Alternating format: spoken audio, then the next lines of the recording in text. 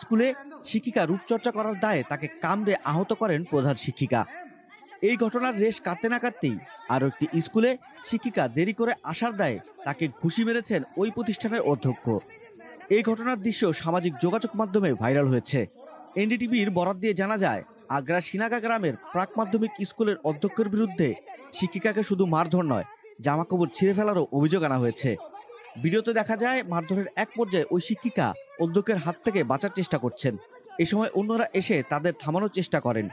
এই ঘটনায় ওই শিক্ষিকা আহত হয়েছেন বলে তার সহকর্মীরা জানিয়েছেন। ধারণ করা ভিডিওতে শোনা গেছে, ম্যাডাম যে কাজ করছে তাতে তার অসুবিধা হবে না। শিক্ষিকাকে মারধরের ঘটনায় ওই অধ্যক্ষের বিরুদ্ধে পুলিশের কাছে অভিযোগ দায়ের করা হয়েছে।